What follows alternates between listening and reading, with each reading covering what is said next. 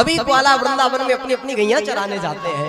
कन्हैया ने भी मैया से जिद करी, मैया हम भी गैया चराएंगे। मैया कहने लगी, लाला अभी तू छोटो है तो उसे गैया संभलेंगी ना। भगवान ने जब जिद करी तो मैया कह रही, अच्छा कन्हैया सो कर, जो गैया के छोटे छोटे बछड़ा है उनको चरा लाएगा। तो आज मैया ने कन्हैया के हाथ में सभी बछड़ों को थमा दिया।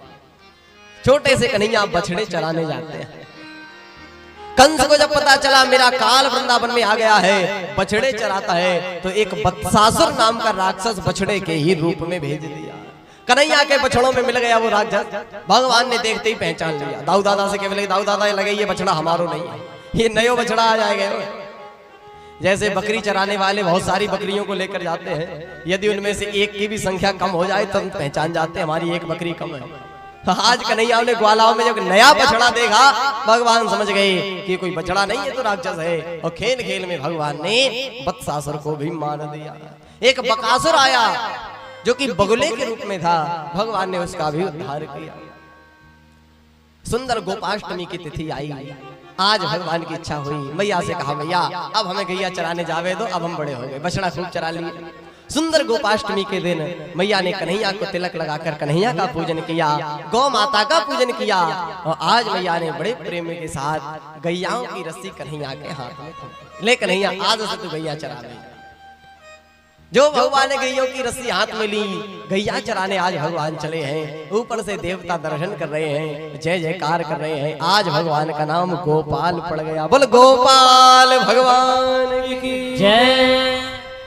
इसी प्रकार गैया बछड़ाओं को चराते हुए, दैत्यों को मारते हुए कन्हैया प्रेम से आनंद लीलाओं का ले रहे हैं। एक अजगर के रूप में एक राक्षस आया, अघासुर जिसका नाम था। जंगल में जहां भगवान गैया बछड़े चराने आते हैं वहीं मुंह फाड़ कर बैठ गया। ग्वालाओं ने जब देखा, ग्वाला आपस में कहने लगे, हमें तो लगे कन्हैया आज कोई नई जगह आएगा, क्योंकि भैया पहले यहाँ तो कोई गुफा नहीं थी, ये तो बड़ी सुंदर गुफा है। भगवान समझाने लगे, ग्वालाओ ये कोई गुफा नहीं है, यहाँ से चलो, ये बहुत खतरनाक जगह है। भगवान समझ गए राक्षस लेटा हुआ।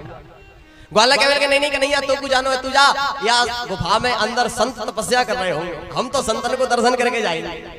अब भगवान भतेरी समझावे, कोई ना माने।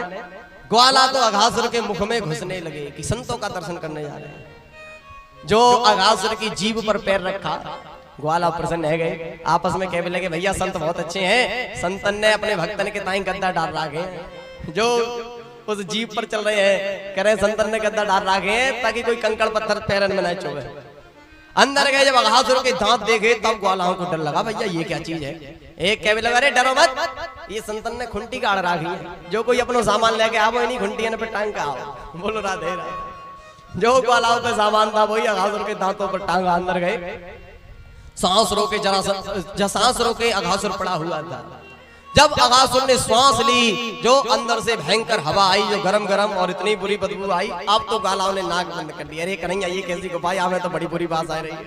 एक कहने लगे, तो गुनाह पतो, संतन ने जो प्राणायाम चढ़ाए के एक साथ सांस छोड़ी है, वही गरम गरम हवा आ रही है। और कोई पशु अंदर जाके मर गए हो, भाई में से बदबू आ रही, कोई बात नहीं, चलो अंदर चल के दर्शन करें। आपस में ही प्रश्न करते हैं, आपस में ही उत्तर दे लेते हैं, घुस गए अंदर। अघासुर अभी भी मुंह खोले पड़ा है, क्योंकि उसको कन्हैया का इंतजार है, भगवान बाहर है। कन्हैया सोचने लगे, मेरे ग्वाल बाल चले गए, मैं यहाँ क्या कर रहे हूँ। जैसे ही कन्हैया ने अघासुर के मुख में प्रवेश किया, अघासुर ने पट्ट से मुंह बंद कर लिया। भगवान ने अघासुर की नासिका को चीरना प्रारंभ किया। उस नासिका की जगह को फाड़कर भगवान बाहर निकल गए। अघासुर का भी उद्धार हो गया।